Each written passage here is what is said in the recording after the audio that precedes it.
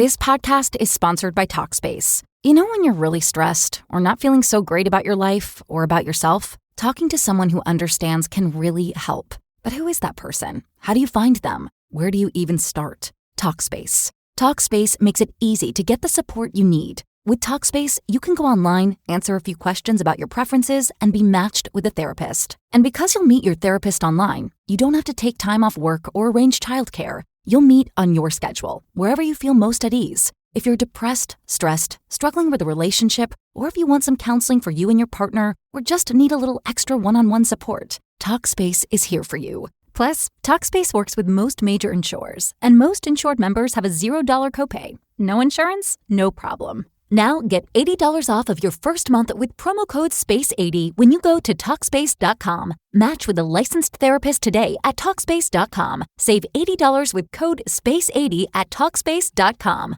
I wasn't this thing that needed to be torn down and rebuilt. I wasn't this thing that needed to be hated. You know, it's not about perfection. It's about practicing. Any monk can go out into an environment where there's no pressures or stresses and be really chill.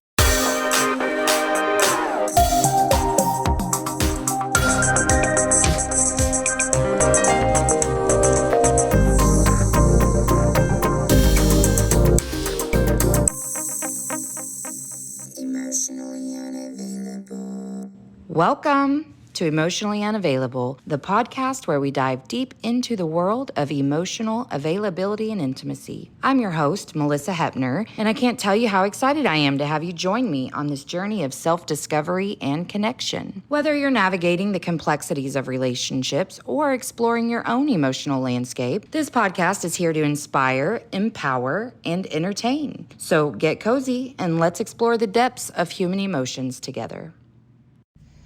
Hello, everybody. Happy Friday. I hope it is fabulous for you. Hope that you had some really good stuff illuminated for you during the full moon. We are still in the full moon energy. So what can you release to make room for good things to come in? Today's guest is so special to me because, well, as you'll hear, I was really tired the day that we recorded, and that is because it's the day that Jake brought this new doggy, Danny, home. It was the day after, and we'd had a long night because he came from a big pack, and he doesn't like to be alone ever. So, you know, we kind of were getting used to him.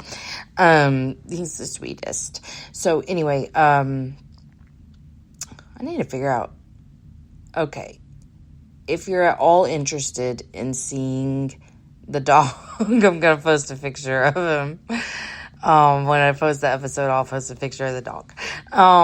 He's very cute. But okay. Anyway, I was tired, which makes me a little more tender and emotional and raw. And oh my God, excuse me, I'm so sorry. We just had the sweetest conversation. Like, she was the energy I needed that day. She's very soft and tender she was with me, and I felt very held by her. So thank you, Julie, because, I don't know, I just really appreciated all of your loving, kind feedback to me. Re-listening to this episode just made me endeared to you even more. So anyway, welcome today, Julie Heaton. She is an author, transformational mentor, certified health and wellness coach, and Reiki master. After more than 30 years as a corporate executive, she answered to a deeper calling to help others come home to themselves. Her books, including The Manifestor's Playbook, The Manifestor's Workbook, Roar, and her children's series, The Adventures of the Fabulous Three, offer soulful, practical tools for self-discovery, healing, and personal growth. Through her writing and mentoring, Julie empowers others to release old stories, reclaim their voice, and live with clarity, purpose, and deep self-love. Her message is clear. Transformation begins the moment you decide to stop performing and start becoming. So, I will include links to her Instagram and her website. And at her website, you will find free and paid resources, powerful journaling tools, and soul-guided practices to help you reconnect with your voice, deepen your self-love, and start manifesting the life that you were meant to live. So, hope you guys love Julie as much as I do. I know you will. It's a beautiful conversation. I really think we touch on so many things that are going to resonate in a lot of different ways. I talk about my schizophrenic brother, and just kind of what I've been doing with him and, just different things. So anyway, I'm going to give a shout out to Lori just because we've been emailing, this morning, and she listens to every episode. So, oh my God, we keep yawning on my intro. So sorry. Anyway, okay. I'm going to go because I'm going to keep yawning because I don't know if it's Uranus moving into Gemini or the full moon energy, but I've not been able to go to sleep before 2 a.m. in about a week. So I have to get that shit figured out because Mama doesn't like that. Anyway, I do love you guys. I appreciate you more than I will ever be able to say. And I'm going to give a quick shout out to Molly in case she listens to this episode. I hope you do. I think you would get a lot out of it. So anyway,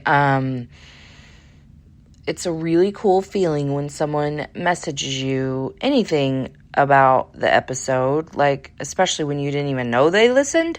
But even when you did, it just feels good. Sometimes, without feedback, you don't always really think about impact. But no, that's not true. I probably always think about impact because I just have such a belief in what I'm doing. So anyway, I'm going to quit rambling now. This intro is long enough, but I love you truly. Work with this moon energy because life as we know it is changing. So, all right, that's it for me. Here's me and Julie. Emotionally unavailable. All right, it worked. Oh, good. Nice trick. I don't know why it does that. Who knows? Can you hear me? Mm-hmm. I don't know why it's doing this. It's like my microphone is being weird. And this is all happening on a day where I was rushing in here because my 18-year-old, the grown man child who just turned 18, brought home a dog last night. And so I've been with the dog this morning. And so not that it's a bad dog or anything, but it's new to our home who already has 3 dogs in it. And so he did not think any of that through, but I don't have the heart to be like, you can't keep the dog. Oh, well, you're a nice mom. Thanks. I'm probably a really stupid mom, but I'm like, no. I'm like, well, he needs something of his own, I guess. I don't know. I'm weird. I was looking at your Podmatch profile again. Oh God, I almost lost you this morning. And this is what the overall take that vibe that I got was basically you've gone through some shit and you are living life on your terms now. And you're doing that in several different ways. And I think I remembered you've written a book. I've written, I've written a series of children's books and 2 books for adults. And I just am finishing my 3rd book for adults. Oh, what is that? It's called Roar. And it's about reclaiming your voice, owning your story, aligning with your journey, and radiating your light. Wow. Yeah.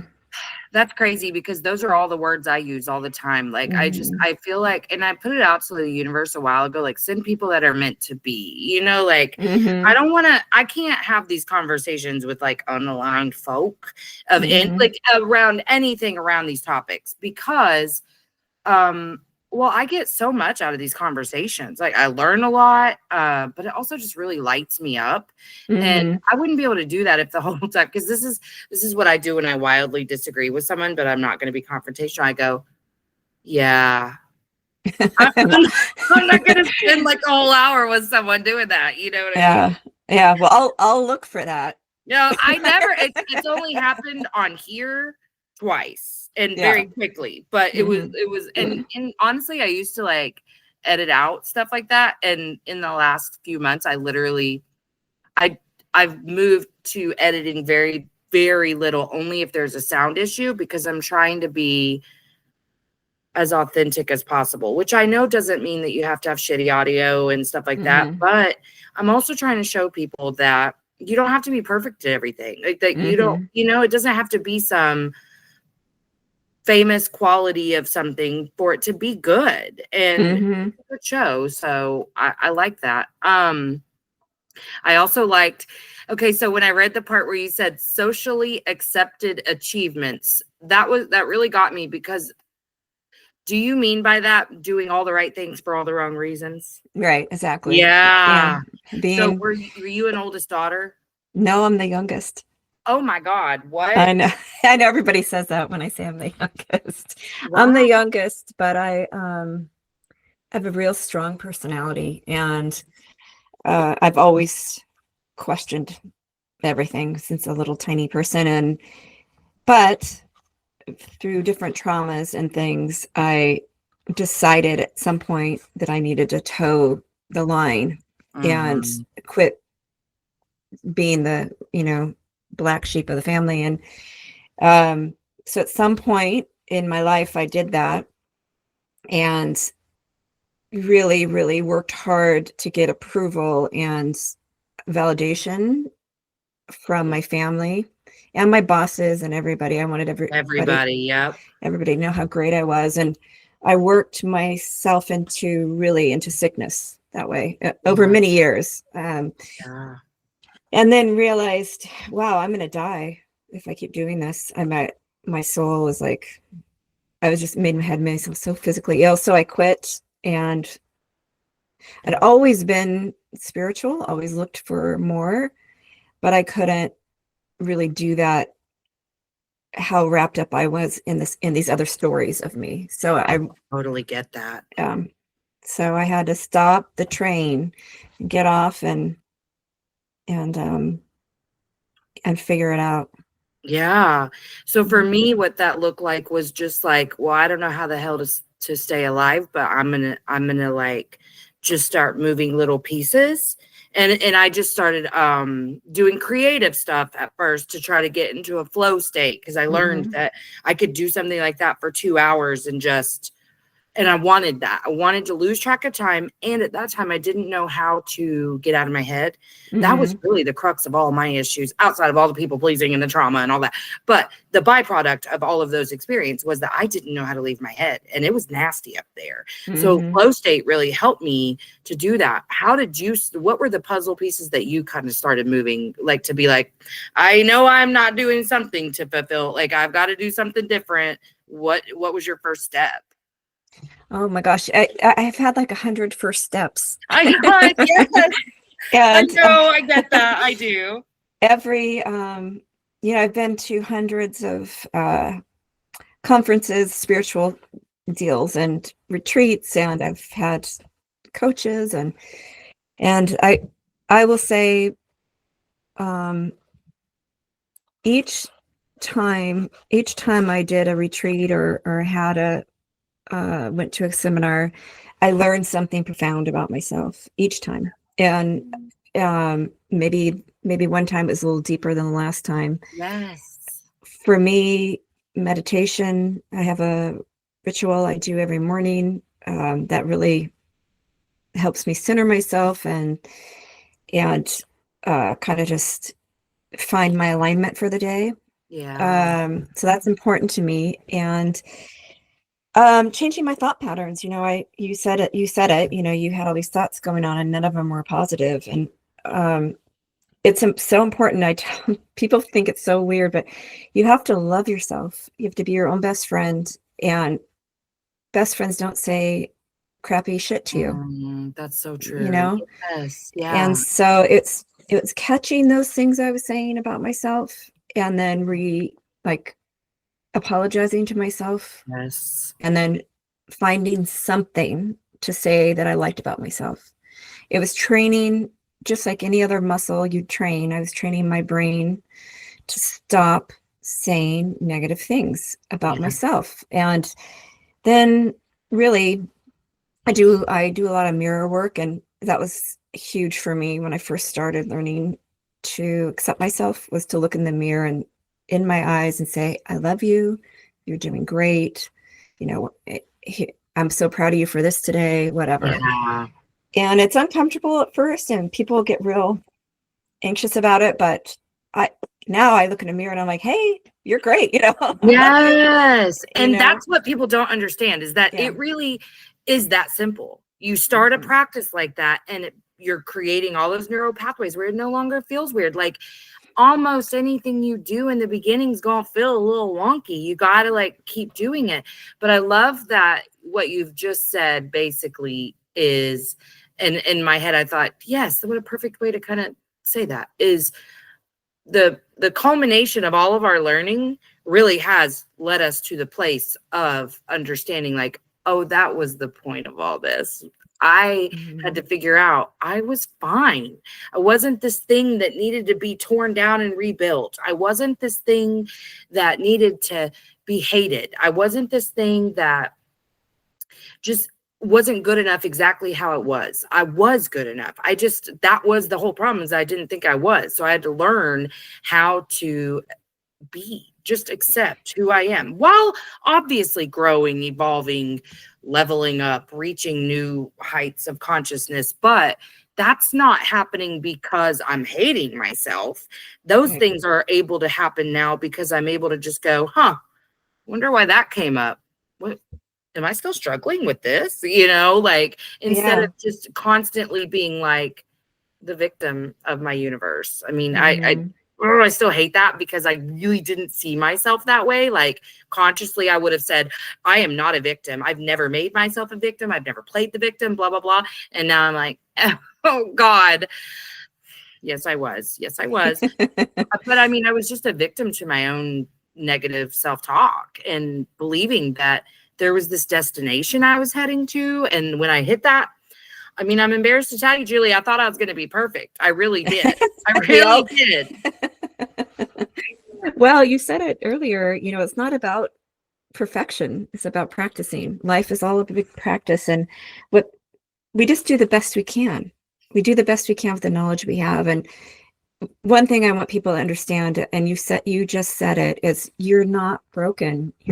And no one else can fix you. You can have people light the way for you, which is what I hope to do for people. But you're already whole. You just have to remember it. You have to remember it. And for me, that was taking off versions and layers of stories about me that I said about me, that my family said about me, that friends thought about me, just peeling back all these different versions and until I recognized myself again. And the learning comes in spirals. It's not, it's not a straight line. Healing isn't a straight line. We think we've done it. And then all of a sudden we realize, oh crap, here I am again. The thing is, you're deep. Here you are again, but deeper. You're able to go through the wound at a deeper level and heal a deeper part of yourself the next time you hit it, if that makes sense. So it makes sense to me for sure. Yeah. So it's just people I get all wrapped up in I want to, and I did this myself. One of the big things I'll say about myself is I am a recovering perfectionist, and a lot of us that can't self-validate, that's what we do because we want to look a certain way. We want people to feel about us a certain way because we don't feel that way about ourselves. God, yes. So I, for a long time, wouldn't try something unless I knew I could do it perfectly. And I lost out on a lot. Daughter too. Like she's like that too. Yeah. So instead of having fun and playing and learning, I would my ego would get involved, and I wouldn't allow myself to try the thing for fear of failure, especially in front of other people. Oh yeah. So, it's important that we all understand that nobody's got it. Unless you're Buddha, nobody's got it. We're just all. Did you ever think that you would kind of become like Buddha though? Like when you first, like, you know what I mean? Well, I put those expectations on myself for sure. Right. Exactly. I guess that was a better way to put it. Yeah. That I put some real stupid expectations on myself. I had in my new book, I have a whole paragraph, chapter on, I would get really mad and down on myself if I got angry. And I would say, well, that's not very spiritual. I want to be kind. Yeah. So I confuse kindness with spirituality. Yeah. And anger as an issue, and instead of feeling my feelings and then using them as a catalyst to move forward. And I say in there, I'd get angry and I'd say, well, what would the Buddha do? And the answer is nothing, because they wouldn't have gotten angry in the first place. And I'm not the Buddha. Yeah. Oh my God, this is making me so happy. You don't even understand, because I'm being so serious. That was the expectation that I had too. Oh, yeah. And also anger, or what I thought was anger, but was really just my reactivity. That was my biggest source of shame for my whole life. Yeah. Because I was a very reactive person. Like, I lived 44 years in survival mode every minute of the day, because I had no idea what to do with all that shit, And so any little thing, now in public with people that I really didn't know, I would freeze or fawn. In a situation where I know you, but I'm not really close to you, I would get very sharp with my response. But like, if you are in my private life, oh my God, I gave it all to my family. Like, anytime I was freezing or fawning in public, that was just extra. I was going to come home and be super reactive. You know what I mean? It was awful. I fucking hated myself because I couldn't control my temper. And now, like, I can forgive myself easily because I know exactly what was happening. And no wonder, like, I can look at my former version of me, and even like clients, people, humans, and be like, oh, that was hard. Like, I was doing it too. It's not like I loved doing any of that. But then I thought, okay, there's going to be this time where I'm unbothered. Like, like, I really did think that. And then I realized that was kind of when the first really big awakening happened, was when I realized, like, it's because I was doing a new moon thing, and I'm doing an identity audit. And you know how you have to like do the incongruency between like where you are now. And I was like, there's a whole list of shit over here that I already am.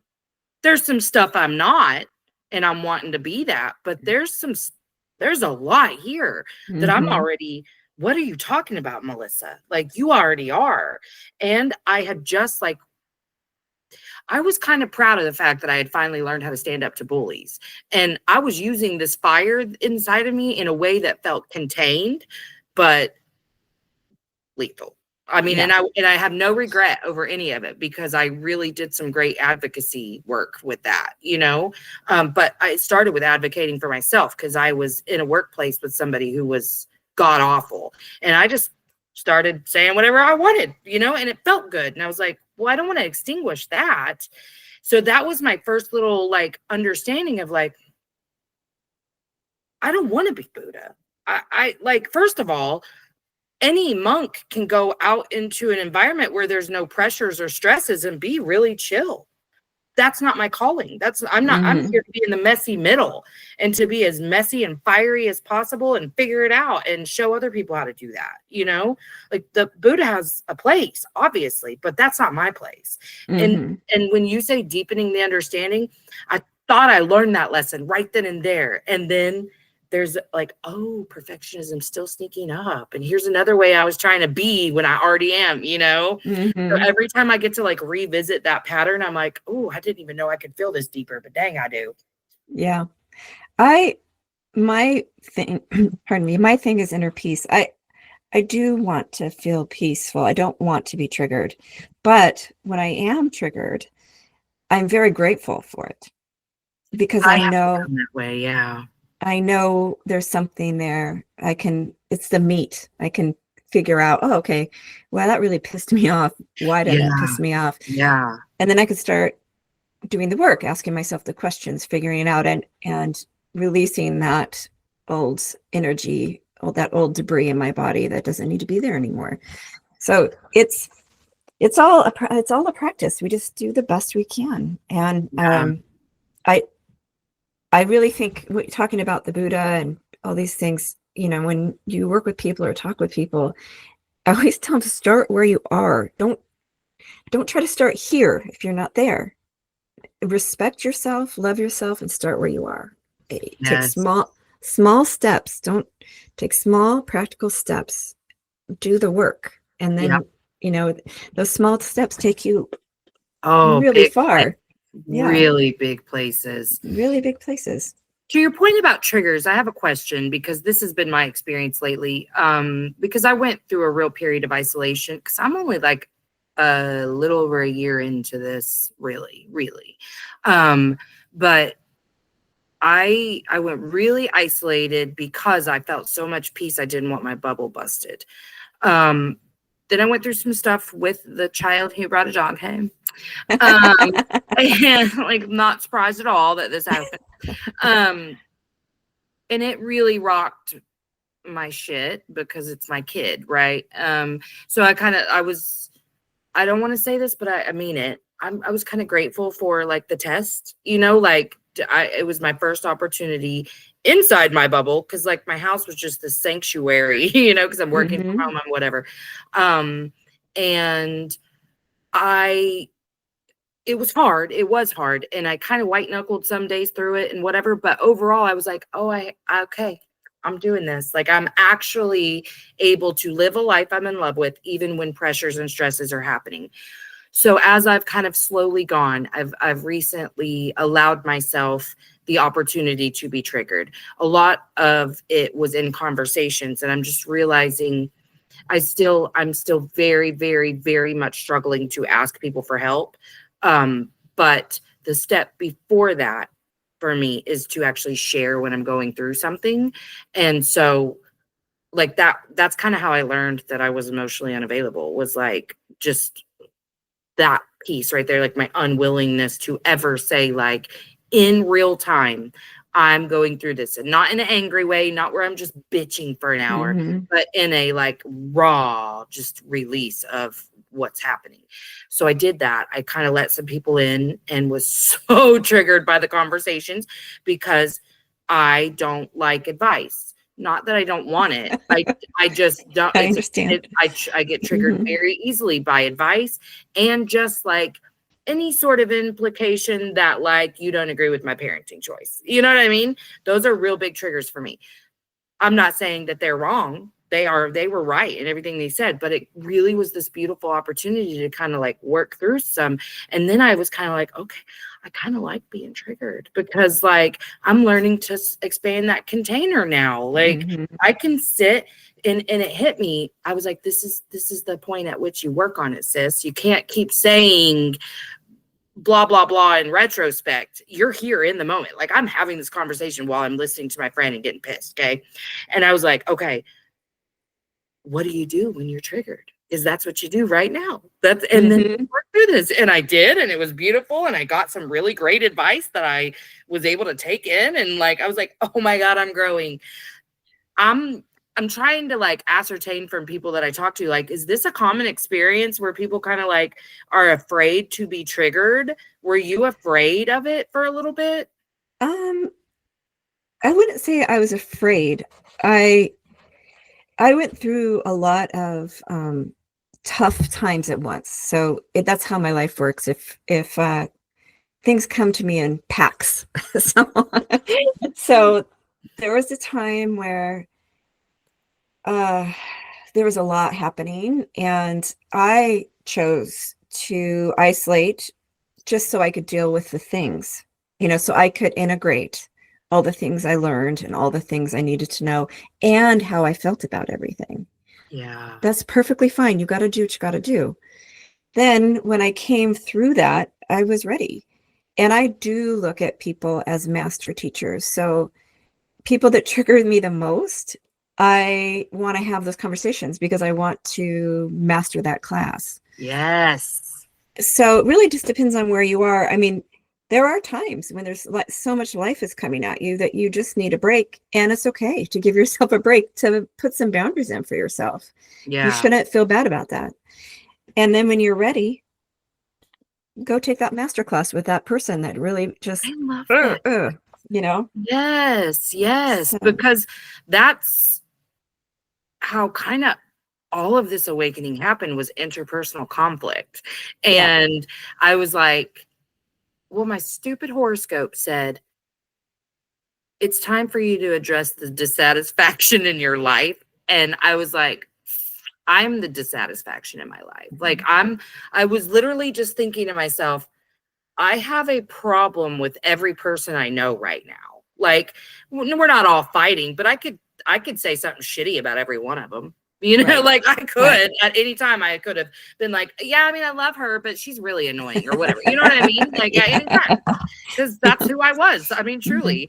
Mhm. And so I just kind of started looking. I was like, I'm the problem. I am Mhm. definitely the problem here. And I'm so grateful for the conflict because I mean, I wish that we could grow when we're happy, but I certainly haven't, mastered that. I can deepen my peace and joy, but in terms of the learning, it always comes from strife. And I have to remember that sometimes when things get tough again. And I'm like, I wasn't ready for another lesson. I was doing so good. But I'm going to keep that master class phrase and just think of it like that because it really is. And I know that, but sometimes Mhm. I felt lucky that I got that in the moment of a conversation, but it doesn't always come in real time. Sometimes it is retrospective and I have to think like, oh, okay, next time. But then I'll sometimes feel myself like avoiding the next time because it is still hard for me. But I'm also learning the more attuned that I get with my body, the more I realize every single thing affects me so much, like like I feel so much at all times. I have to be so guarded sometimes about what I'm consuming because it's just the smallest little thing and I feel all of these sensations in my body. I'm like, oh, like it's almost like a roller coaster sometimes. Mhm. And I hate that. And so I do sometimes avoid that.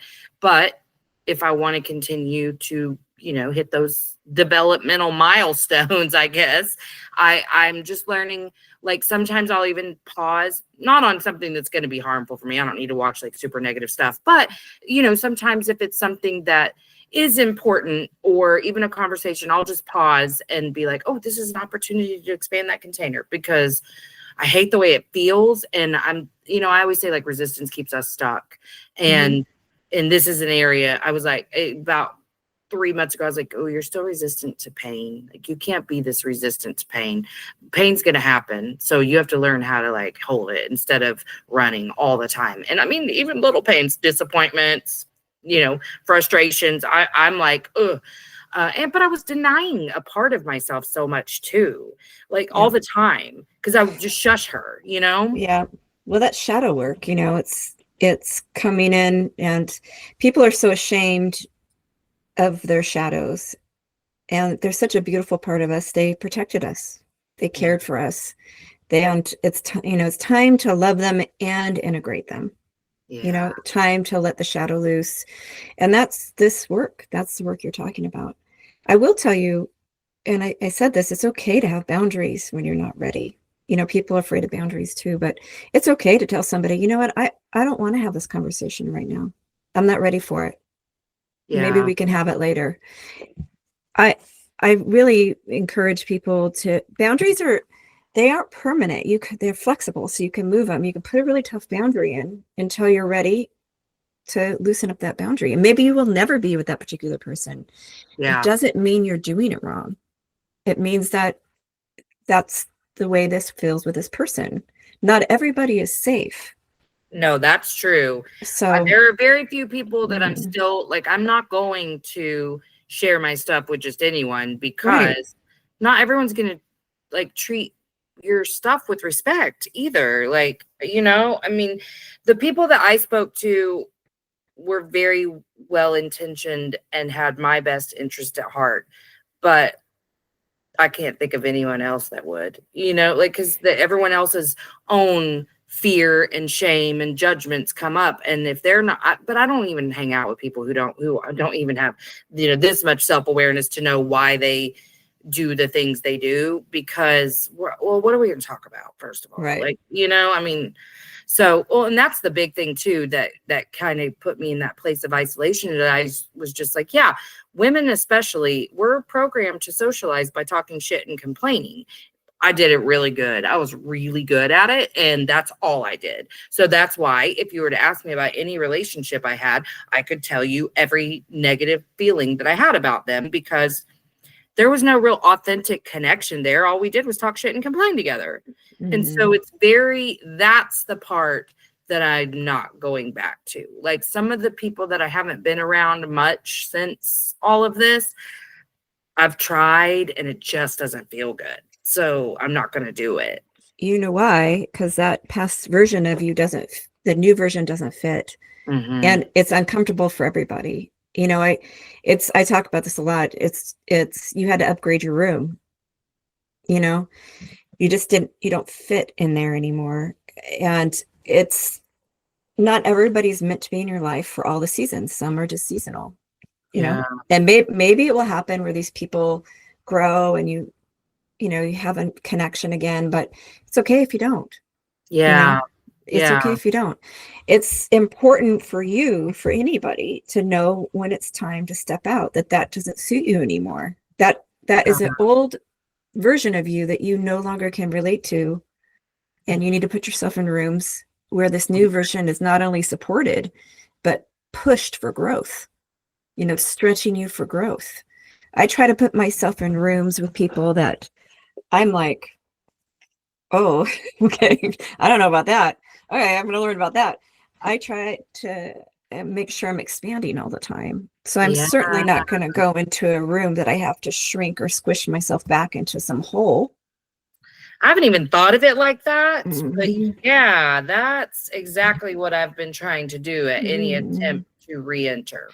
Yeah. Because I'm like, don't talk about this. Don't talk. You know what I mean? Like, and it's a cheap way to connect judgment and gossip. It's just it's cheap, and there's well, I definitely don't do that anymore. But I, just those older people, like I just don't feel an ability to be all of this. You know what I mean?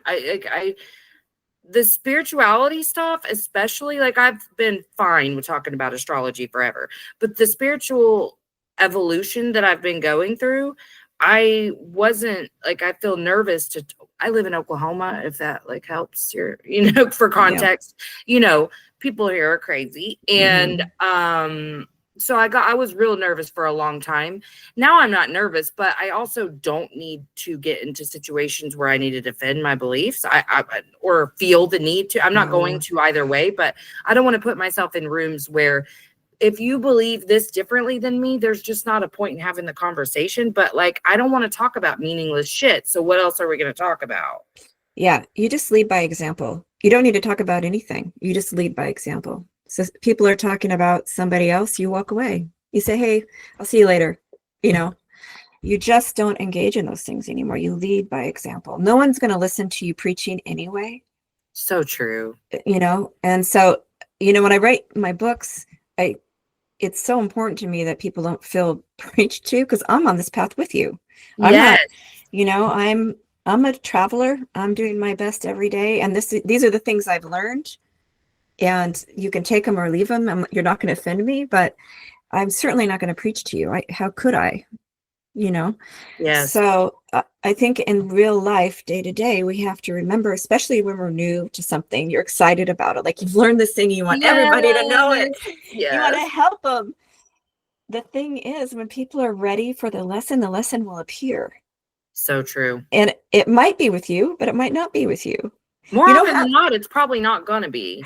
Let me just tell you, my husband and I love him to death. We have a great relationship, but I'm definitely I'm spiritual on this path. And I'll tell him, I'll have told him something, I don't know, for 20 years. And then he'll say to me, did you know? Like, and I'll say, wow, where did you hear that? Oh, I read it on. Okay, great. So that's how he took it in, Okay. Great. That's hilarious to me because my husband's the exact same way. Not necessarily about spirituality, because he's really not at all. But that actually, in my betrayal wound, that used to hurt me so bad, because I'd be saying all these things that, he'd filter out, but then he'd hear it on a podcast and come to me and say the exact same thing. And I'd be like, are you fucking kidding me? Like, I've been saying that for 3 weeks. And then one time not too long after I started this podcast, my oldest son, he had just moved back home. And I had been saying a lot. I'd reached the lesson of detaching from outcomes and trying not to have any expectations at all. Just no expectations, just intuition and movement, right? So he's hearing me because I'm loud.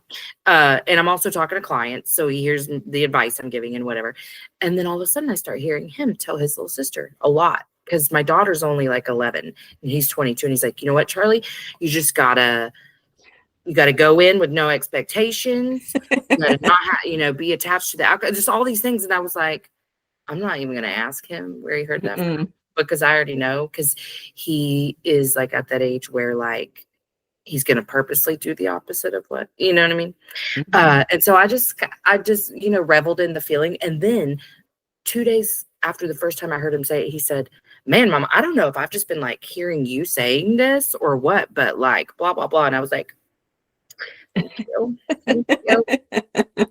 Well, that goes back to leading and not preaching.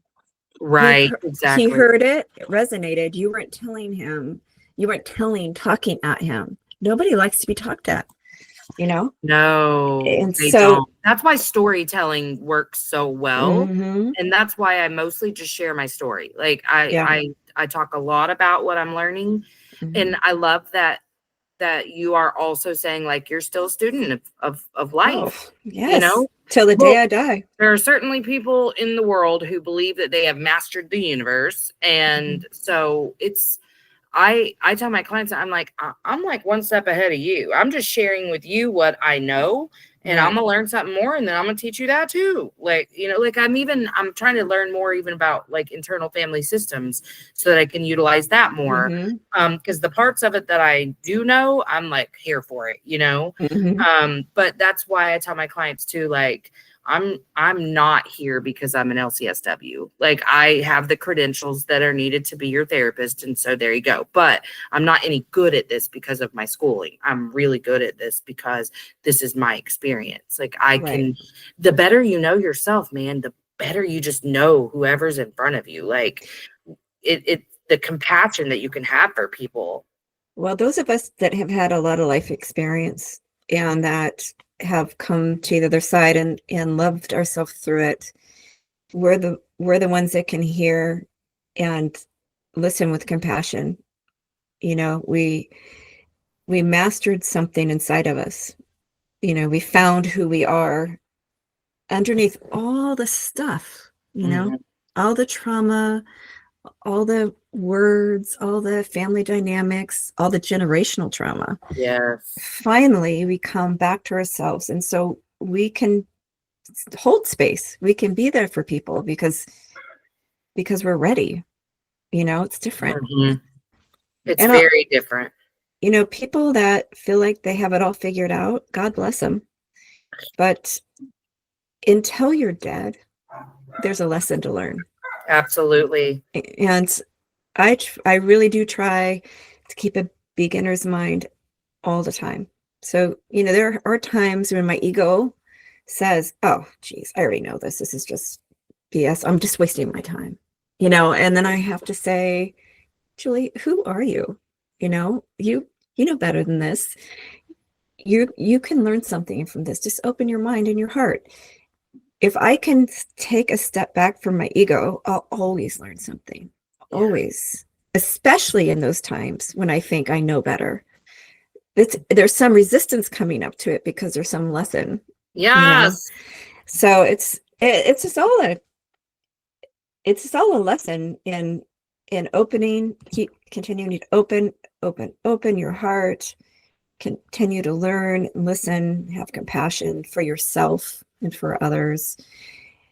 I mean, I feel like if everybody told their truth, no one would have to feel alone.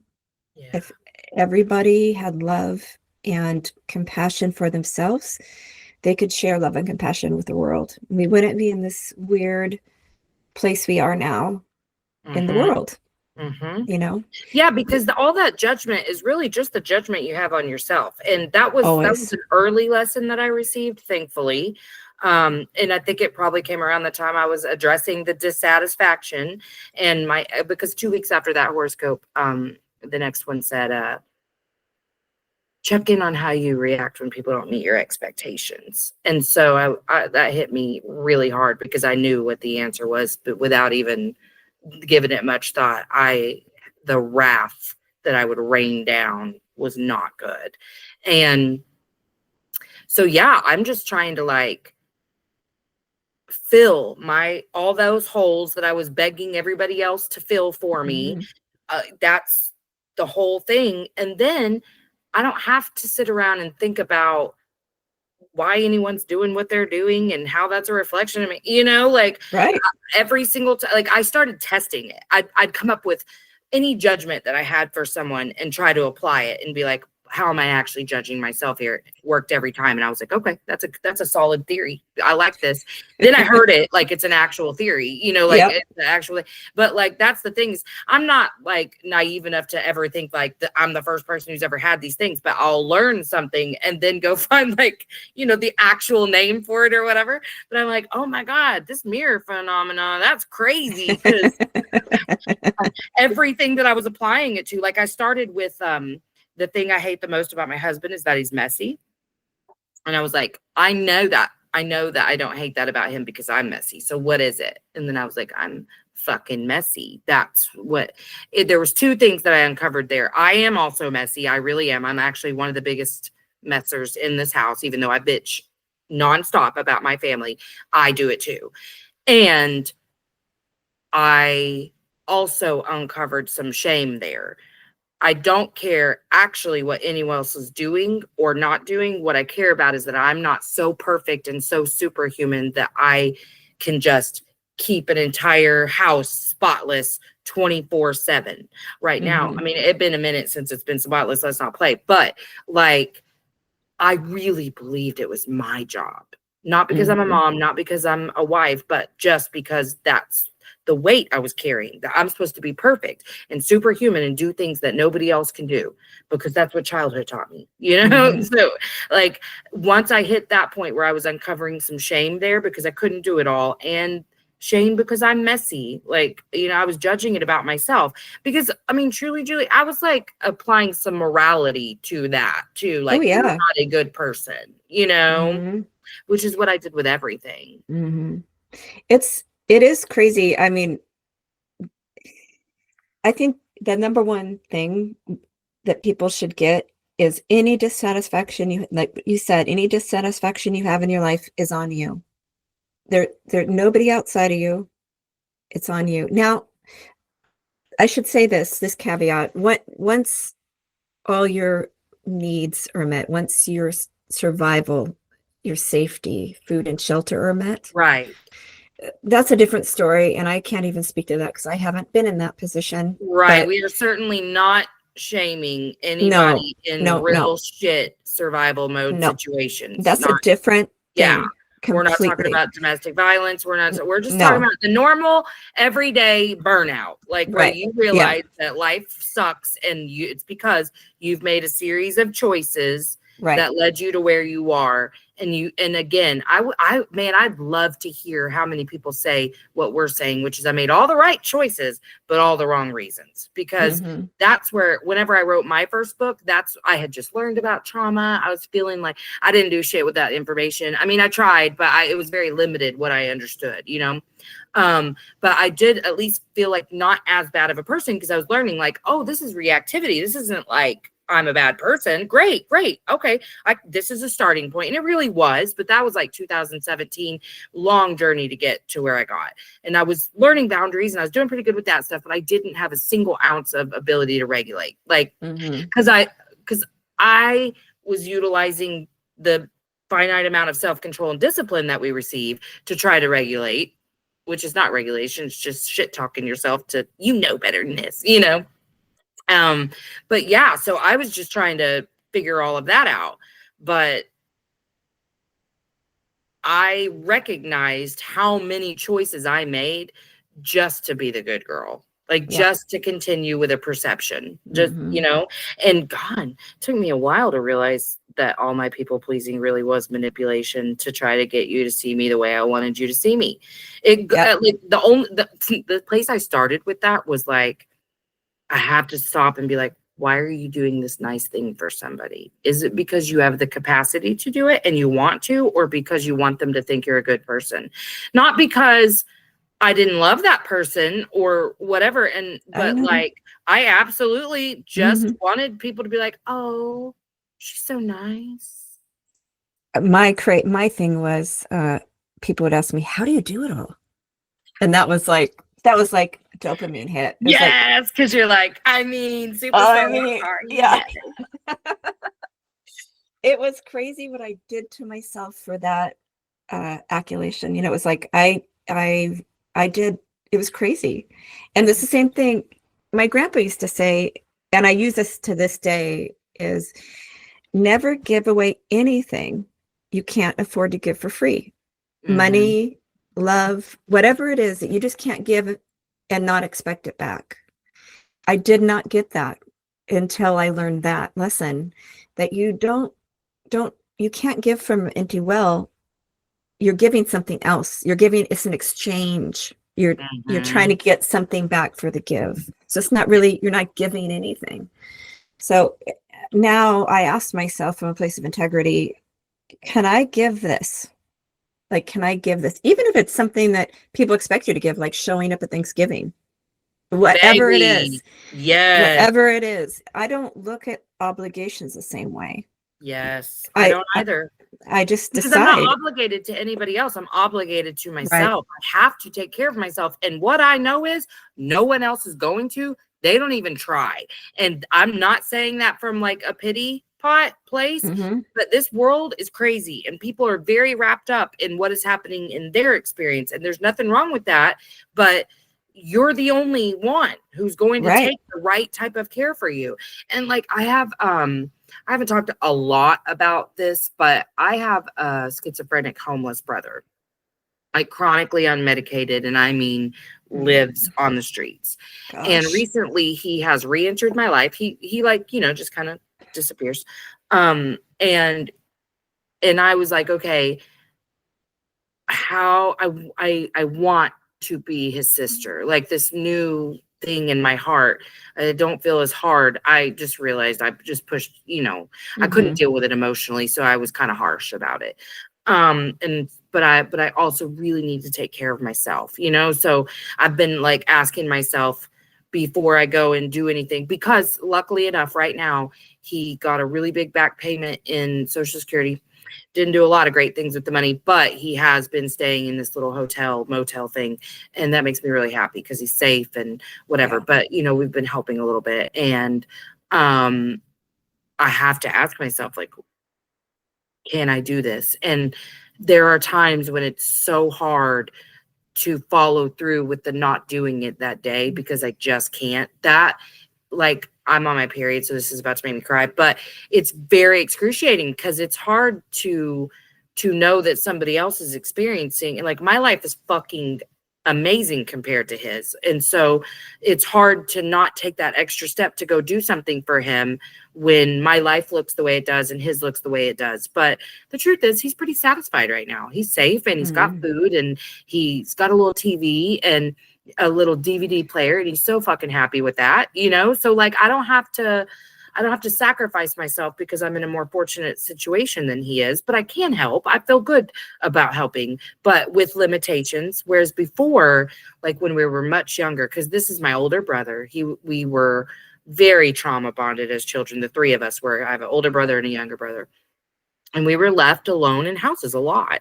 And he took care of us. And the bond that we had was crazy. But he turned schizophrenic when he was 19. So I haven't had a brother. You know, I've had somebody I was taking care of since I was 18 years old. And not a ton, but he's lived with me off and on. It's now to a place where I can't even let him know where I live because he will just show up and he will steal my shit. Like, that's just who he is, you know? He won't steal out of my car or whatever, but like if he goes in my garage, he's going to pilfer through stuff and steal whatever he thinks he wants, you know? Right. Or show up and then demand that I take him somewhere. Like, that was stuff that I dealt with a lot.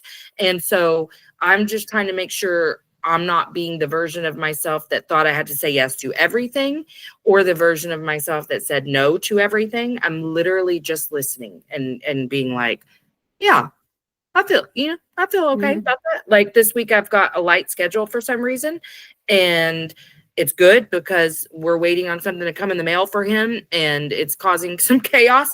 And so I've had to go down there a couple times to help him.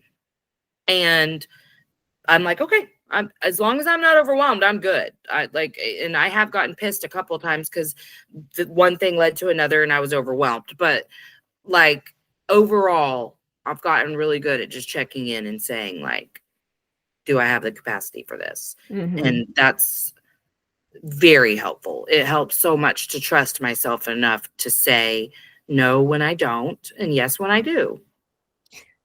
Do you mind if I ask you a question or two? Oh yeah. I think it's amazing the work you've done because it's hard. It's hard when someone's in trouble and but you mentioned you had a couple things you said that struck me, and one of them was compared to my life. So maybe just think about how that feels in your body. He's on his path. He's created his reality. This is all his choices. And I get he's mentally ill and he needs help. So I'm not, but this is his path. This is where he's at. And this is your path. So there is no comparison. That's true. I need to think about that more. Yeah. You don't need to compare yourself. There isn't one. That's true. And he's going to make choices, some based on, how medicated he is and all the different things that you're going to have to decide how much you're willing to help regardless. Yeah. This is one of those situations where keeping your side of the street clean is the only thing you can do, and that sounds like you made really great strides in separating some of that, but I would just caution you to say that it's his life and you have your life, and you don't need to compare them or feel guilty that yours is better than his. Yeah. I try not to. That's some old religious shit and my grandma. It's hard. It is hard. It is, especially just because it's like, and I've been kind of talking to myself like, when this money's up and he doesn't have a place to go anymore, like, what are you going to do? Because the rubber's going to meet the road and he's not coming to your house. Like, but I stopped myself because I do a lot of future forecasting to try to protect myself. And so I said in that moment, I'm going to just really appreciate that I get to because I've gotten some glimpses of him in these conversations, and I'm not entering his space with such a hard heart like I used to. I'm just really open, and so there are glimpses of him, and we get to I asked him the other night, I was like, you think you could still win a fight? Because he used to be a fighter. And he was like, I don't do any of that anymore. I was like, I know that, but if you had to, do you think you could? And I know better than to try to have rational conversation with him because he's very schizophrenic. He thinks the TV talks to him, but he did. He talked to me for a few minutes, he really calmly and whatever, but it was fun because we just had a fun little sibling conversation, and I'm getting little glimpses of that. And I'm just trying to take moments like that as the gift that they are. I feel like this is actually happening for me, that he's been brought back into my life for a couple of things, to test me to see if I'm going to try to be codependent again. But also I think I'm being given a gift of company, and just seeing him again as a human and not this thing that really fucked my life up, because my family was very much like, that's your brother. And, I got quoted that I'm my brother's keeper Bible verse a lot. And, my grandma used to do this thing where she would make me feel like the worst human on the planet because she wanted to know that he was taken care of, but she didn't have the capacity to do it. So who else? And it was a lot. It was a lot. And then I had a kid, and I was like, you're not going to be around my kid. Like, Yeah. you know, and so that's when things kind of started to change. But I feel pretty easy about the situation right now. Like, there are Yeah. times when it's a little stressful, but most of all, I'm like, one day at a time. Like, this is okay. That is a hard situation to navigate for sure. I mean, I can't imagine it'd be really hard. So I think you're doing a great job. Thank I you. would just keep up the good work you're doing, and keep, when you hit a comparison or even a little guilt about it, because it's hard not to feel guilty about it, I'm sure. It's very hard. Yeah. What can I ask you this? Mhm. What if you, well, I don't want to ask you to put yourself in this situation, but do you have anything that's just like bubbling out of you that's a good phrase for me to like remember about the guilt? Not necessarily the comparison, because I can stop that pretty easily, because I have really kind of been like, this is his soul's path. But Mhm. like, because you know what, Julie, for a long time I was so angry at everything, because I was like, what is the fucking point? Why is he Mhm. even still alive? Like, Yeah. you know what I mean? Like, this is torture. Like, he was a whole person before, and blah blah blah. So And hard. then as I've gotten here with this Mhm. whole understanding, I'm like, okay, he has a purpose on this earth. And I think Mhm. that's what helps me too. But the guilt, I don't know how to help myself with the guilt sometimes. Guilt is tricky, and part of that's trying to control a situation you can't control, Oh God, that's so you want it yes. all. And you talked about this earlier, but the art of detachment, Mhm. part of it's attaching yourself to something you can't change the outcome to. Yeah. I am a fan. I know they're corny, people think they're corny, but I live by affirmations. So I do too. I would probably start with a really good affirmation around how you want to see your brother, or Oh, how you want your relationship to be with your brother, okay. or how you want to feel when you're around your brother. Pick something that really resonates with your heart. And you said it, this is such a gift you get with him right now that you may not have ever gotten. Mhm. It's a beautiful gift. But there is all this other struggle around this mental illness. I mean, and my heart goes out to him, to anybody. Like, I can't imagine having thoughts I can't control in my brain. It'd be so hard. But it isn't on you. Yeah. It isn't on you. And I know it's hard. It's just like our kids, we have these kids that come through us. They aren't ours. I They come know. It through is a us. tough lesson, right? It's the same thing with your brother. So our kids come to us. We're lucky enough to get them, these souls that are not us. Yeah. And then to I allow have them to remember that. grow and be who they are without us telling them who they are. It's the same kind of feeling with your brother. He is who he is. Mhm. You are who you are. And you love them both. It's just kind of loving what is, loving the mess that is, and Yeah. trying to find the beauty in the mess. So I would start with an affirmation like, I'm so happy and joyful that, Yeah, I love that. I get to, and I don't want to put those words in there for you, because I think it's important that you know what they are yourself. Yeah. But yes, I like because what I would have done is argue with myself. Yeah. Which is what I've done. Like, be like, Mhm. well, you don't need to feel this, or Mhm. like, I'm trying to rationalize things, but I need to remember this is an experience, and I get to Mhm. control the way I respond and move in this experience, and that's it. And you get to flex your compassion muscle. Yeah.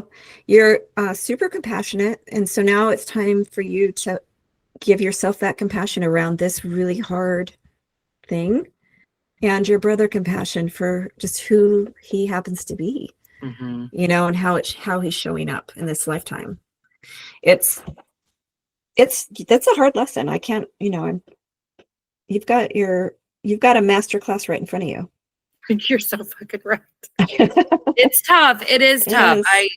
Especially because he's fucking persistent. Like, like, if anybody hasn't been around a schizophrenic, it is tough. Like, it's very, because he's not dumb. He remembers everything you say. He, like he's going to call at 11. If you said call at 11 and he's going to be like, did the money come in? Cause that's what we're waiting on is this card for direct deposit for like the last 2 months checks. And of course it's all been a nightmare to deal with. And I've just been kind of like, no, I can do that Tuesday, but I can't do it today.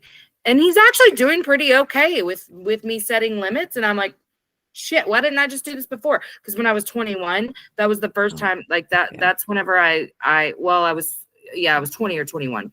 And he was living with me at the time. And I was taking him to all these appointments and And I was still religious. And I remember going, all right, here's the deal, God. Maybe everything my parents or my mom and my grandma have said about my responsibility to this, maybe it's true. But what I'm saying is if my only place on this earth is to do things like this, I'm not going to be on this earth anymore because I don't want to live like this.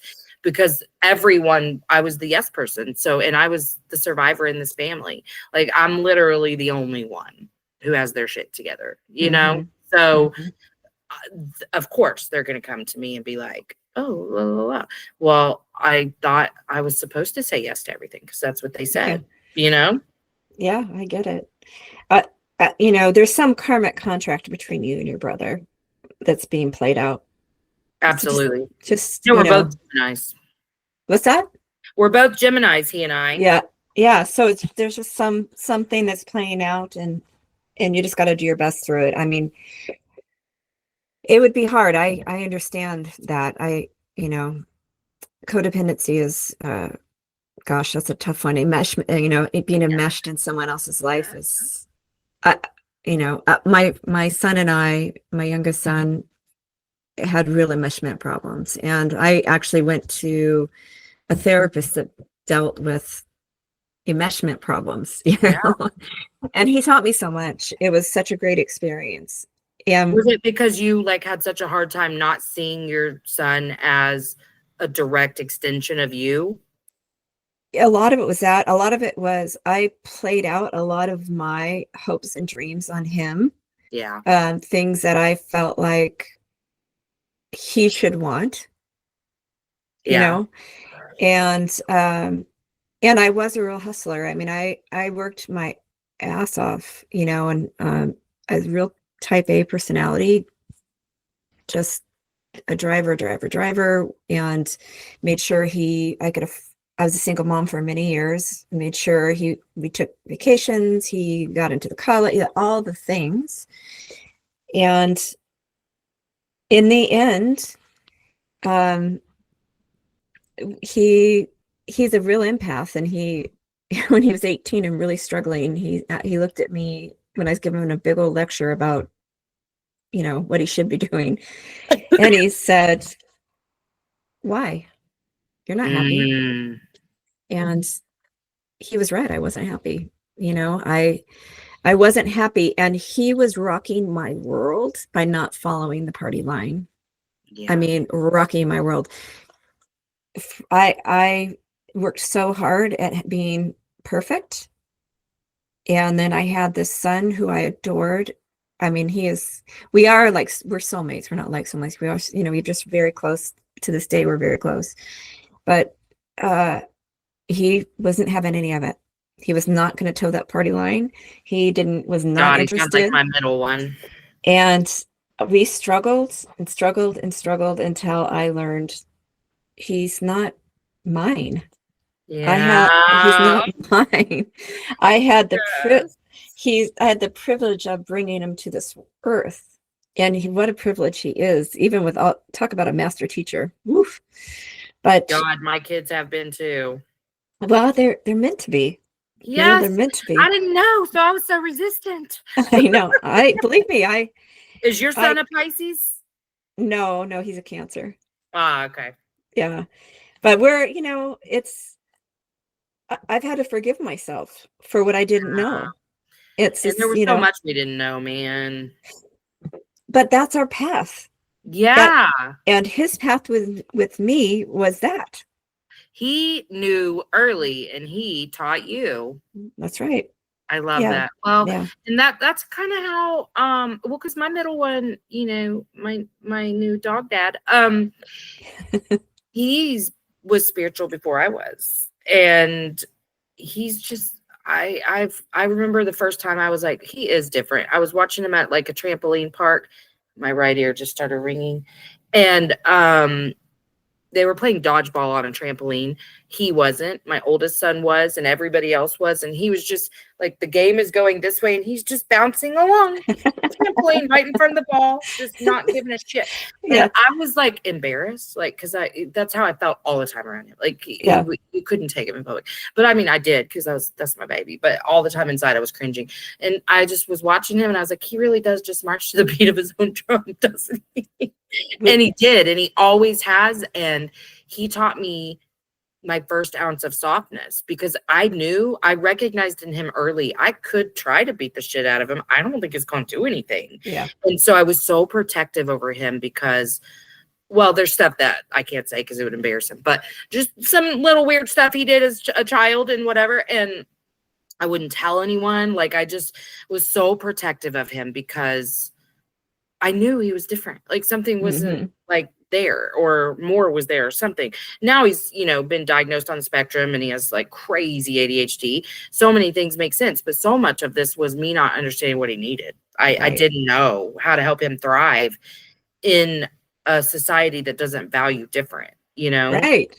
Yeah. And so now I'm like, oh, but now, you know, he's too smart for me, so he doesn't listen to shit. But that's but he does. If I don't lecture, so he can hear if I'm like, have you thought about, or you know, because I'm really I'm not joking when I say this. I really kind of see myself more as like a shaman for the children now. Like, instead of like the dictator that I used to be. Like, I thought I was supposed to teach them these staunch things, and now I'm like, be you. How can I help you love yourself? How can I help you? You know, what do you want to do? Like, the oldest, that was my very first test, because when he wanted to move back home to go to school, that stressed me out a little bit, because I wasn't, you know, super sad when he moved out. And so I was like, oh, you want to move back home? Okay. And I was like, anything you need. Like, whatever you need. And I didn't mean it, but I wanted to. So I said it, you know, and I saw that our relationship shifted when I said that, because he thought I was going to be, you know, the bitch that I used to be. And, you know, how many thought, you know, and I wasn't. I just said, okay, if that's what you want. Yeah. Are you sure you're ready to go back to school, though? Because I don't want you to think that's the only way you can move back home. Because his roommate was moving in with a boyfriend, and he was like, I could go live on my own, or I could move home and go back to school, because I'm really wanting to go back to school.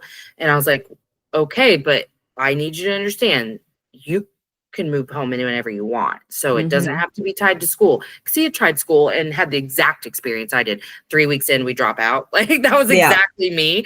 And so I was like, you don't, I'm proud of you if that's what you want to do, but I'm proud of you either way. Like, you've done amazing taking care of yourself these 3 years, blah, blah, blah. And he was like, no, I'm ready. I'm ready for school. And he did great. Like, he just finished his first year and it went great. But that second one, I'm like, okay, so we finally got through graduation. And I was like, this is my graduation. This is my graduation dinner. Okay. So I want that pie, because I earned it. But like, with him, I'm like, okay, so you want to do auto mechanics. Do you think that you want to go ahead and do that this year, even just part-time, like in August, or you need some time just, but you know what, Julie, like, he sleeps now. He was on 150 milligrams of trazodone and, another one, I don't remember what, and still would take hours to go to sleep, and was still only sleeping a few hours a night since school was out. And I've let him just run free and do whatever the hell he wants, because he's a grown-up now. He's sleeping. Wow. Without medication. Wow. For the first time in his entire life. He wasn't medicated when he was young, but he just didn't sleep. We just started that medication like 6 months ago, and we were increasing it nonstop, because he still wasn't sleeping. And then school was out, and I've just let him be free, and he is sleeping. And to me, I'm like, your soul is resting now. Like, let your brain chill. So if he doesn't want to go back to school right now, I don't care, because the baby's able to sleep. Yeah, like, you can't function when you're not sleeping. School's hard for people with ADHD. I mean, school is one size fits all, and it doesn't work for kids that don't like tests, that don't like the way the direction works. And my son struggled in school too. And he had ADHD. I didn't know because he didn't present with ADHD, in my opinion. Yeah. I had no idea, but I thought it was just hyper kids, you know. Yeah, I was like, well, I mean, he's a little hyper, but he's a boy, aren't they all? Helen wasn't Well, because hyper. his older brother has it too. It's a different, it shows up different. Yeah. So I have two very hyper boys, and like I was like, oh, okay, that's just how boys are. Yeah, it's just how it is. But I, learned that there's 9 different kinds of ADHD and all this stuff. And same thing, he really struggled until he was diagnosed properly with the types of ADHD he has and medicated for them. And he felt like he said, Mom, I remember when I got glasses and I said, there's leaves on trees. And I said, yeah. He goes, that's how my brain feels. And it was like, he was an adult, straight up adult. I mean, he wasn't a kid anymore. I felt like such a terrible mom for not catching that. Yeah. But I had like zero clue. I didn't even think about him having ADHD. Yeah. And so, but this is the path, this is where he's at and this is where I'm at. And we do our best. And that's what I want people to recognize. You do your best. You just do your best. And sometimes your best is brushing your teeth. And sometimes it's climbing a mountain. You just do your best and forgive the rest. It's all we can do. Yeah. Well, because too, like, I don't forgive myself for having these flaws anymore. I just embrace the flaws because I have found these things that I hated about myself to be a profound part of my magic. They alchemize with the things I love about myself. Yeah. They serve a purpose. They're very valuable. And I kind of say that about our children too, like those things that we see as weaknesses that make us afraid for them. Those are their strengths, and we can help them cultivate them. Yeah, 100%. If we're not afraid, and if we're not stuck on some high horse that this child is a reflection of us, and we need to care about what the world thinks of them and us, and blah, blah, blah, which that's our condition to think, Yeah, how it looks, being afraid of what people are going to say, and all the time. It took so many years for me. I do not care. I just do not care. I'll care for a second still. That I want to make that distinction because I want people to know I still struggle sometimes. It will come up and then I say, why do you care? Like I literally just have to ask myself, why do you care? And the answer is always because someone told me I should, and then I move on. Because I don't care. In my soul, I don't care. That's where like I like a little bit of IFS because I'm like, is there a part of me that still thinks they're supposed to care? I'm going to invite you to join this part who doesn't give a shit what people think, because I don't. I truly don't. Yeah. When I run into something where I can't figure out like, why am I feeling like that? Or why do I believe that? I ask myself, first, I ask myself, is this even your belief? Ooh, that's good. Is this even your belief? Because a lot of times it's not. Something I learned as a kid, something my mom or my dad believed or my grandparents. Is this even mine? That stops a lot of stuff in its tracks. And then sometimes, it is mine. Okay, why? Why do I believe it? And do I still believe it? Or is it just something a pattern I'm running? Yeah. Do you believe it, or were you on autopilot for a second? And, I love that. Yeah. I don't think I've tried to think of it like that. I'm going to try to remember that. Like, do you believe that? Because there's so many times that I'm like, that's programming. Yep. That's not mine. It's a sacred pause, it's taking a minute to give yourself time to ask the questions and identify what's really happening, and or sacred time before you react to somebody, because I always try to take a breath, even if I don't think I'm mad. Like if I'm having a deep conversation with somebody and it has the potential to be heightened, before I answer, I always take a breath always give myself just enough space to know how I really feel about what I'm going to say. I love that. I love Mhm. that. I It gotta do that. wasn't always like that for me, but I have a lot I of fire in my shit, so I move a lot faster than I should sometimes. I am learning to slow down. Mhm. Take the breath. Just teach yourself to start just taking a breath in between what you think and what you're gonna say. Mhm. It changes a lot. Just I that love that. sacred pause. Just it Absolutely. doesn't. Yeah. I Anyway. love that. Well, I have loved this conversation. Thank you so Mhm. much for just being so open and chill. Is there anything like any final thing that you want to say? And also, I don't think I told you this, but I record a separate introduction to the episode, Mhm. so I'll make sure I'm doing like a whole bio on you and all of that. Oh, great. I try to keep the conversation really organic, but I do a formal introduction whenever I'm putting the episode together. I think we've said a lot.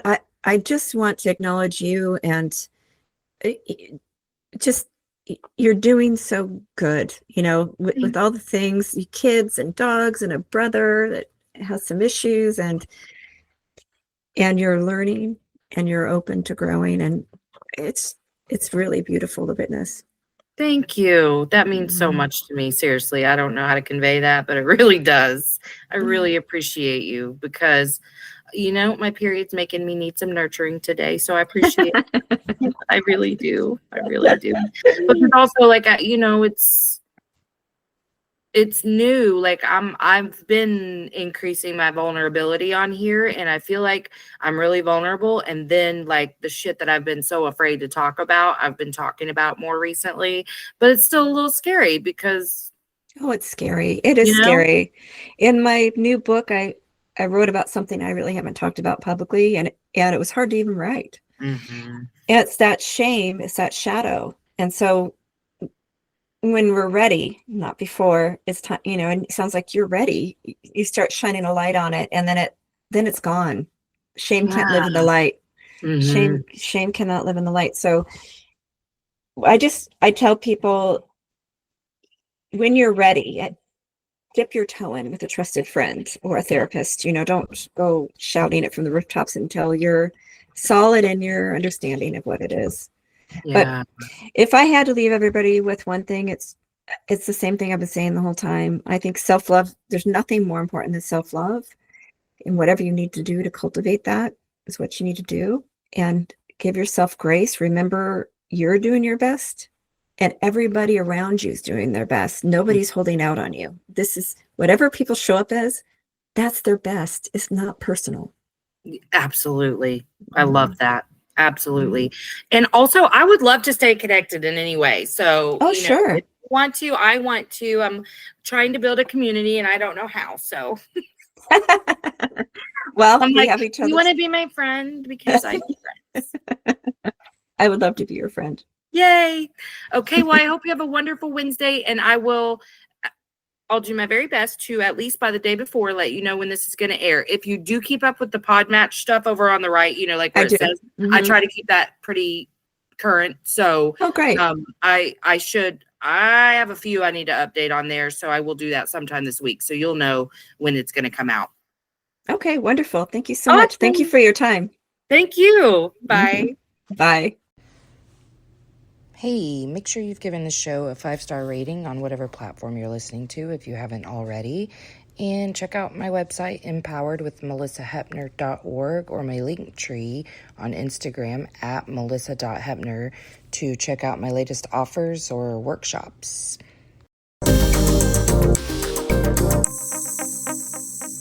Emotionally unavailable.